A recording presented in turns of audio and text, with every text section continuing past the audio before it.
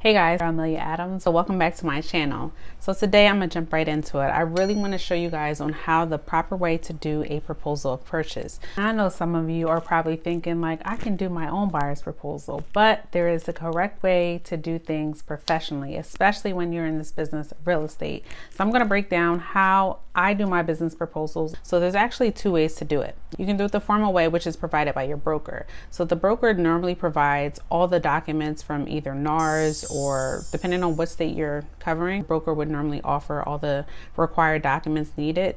So there's a form that I'm going to show you guys in this next clip that shows you the correct way to do a proposal of purchase. Now this is the formal way to do it. I only do this way sometimes when an agent is actually asking for me to put it on paper and send it to him this way.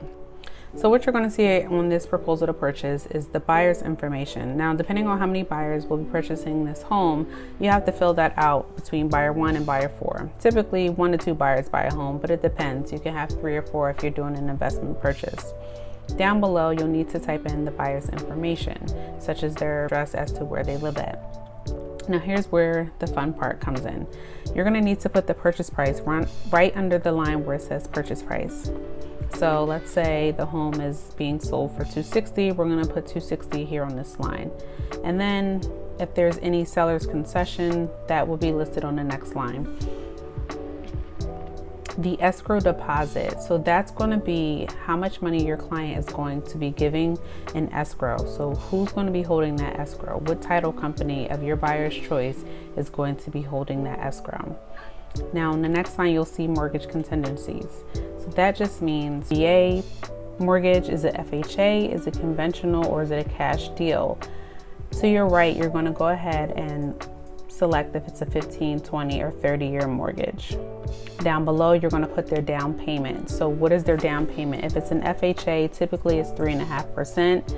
If it's a VA, there's usually no down payment. And if it's conventional, it can range from 5 to 20%. Underneath that is your settlement date. Your settlement date is going to be when you want to close. So to the right, it says on or before. Typically what I do when I'm submitting this is if I want to close on the 28th, I'll say on or before January 31st. That way I don't have to go back and rewrite another addendum because we didn't close on the correct date. Down below will be the property address, the address in which you are looking to purchase from the seller. Inspections is general home, wood burns, radon, septic inspection. You can check one of these. Underneath is other inspections. Other inspections could be if you're going to do a mold inspection, if tank inspection. Now here's where it gets a little interesting. Under additional contract provisions, this is what you're going to include if there's any contingencies to your offer.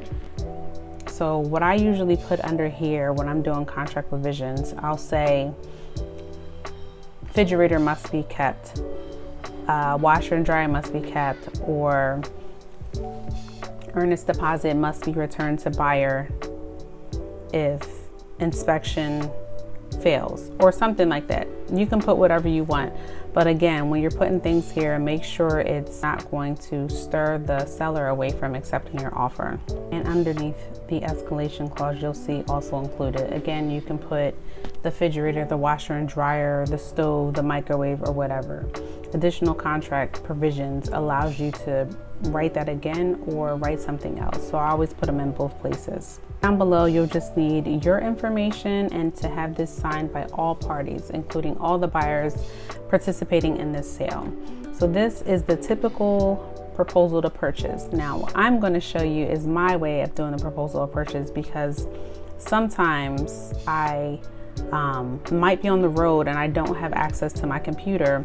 If my client wants me to submit an offer right then and there, an email form of purchase is just always easier, more sufficient, because sometimes I don't have time to download the form, upload all the information, and then email it. I have a little template saved in my notes that I use. Start off and I'll say, hey Michelle, this is Amelia Adams with Keller Williams of Morristown. Below you'll find my client's offer for 123 Main Street and pre-approval letter. Here are all the bullet points for this offer terms. Feel free to forward this email to the seller. general warm welcoming, saying who I am and what home this is, because a lot of times agents do have multiple different listings and they can be confused as to what property you're talking about. So in my subject line, I always add proposal of purchase, and then once they open the email, they can see exactly what home this is and what it's pertaining to. So my bullet points state the sales price, date of due diligence. All that means is how many days will we take to do an inspection. Closing day, 30 days or sooner. Earnest deposit, you can put whatever your client is comfortable with. The financing type, if it's VA, if it's FHA, conventional, you'll put that there in the bullet points like I did. And the appraisal gap. So this is a really important case. So right now we're shifting into a different market. So appraisal gaps are kind of still a thing, but not really. Underneath, for informational purposes, underneath that I include all the appliances, if any, that my clients want to keep. So standardized refrigerator and all other kitchen appliances. Down below, I typically list the lender's information. So I typically use this method when submitting a proposal to purchase because it's just so much easier, and I can be on the road and I have the template already, and I can just go ahead and change the numbers around and submit it right then and there. This is the template that I typically use. Thank you guys so much for watching this video. I hope you enjoyed this video as much as I did making it. Go ahead and like, comment, and subscribe your thoughts on my buyer's proposal and what you guys think and what do you guys use. See you in the next video.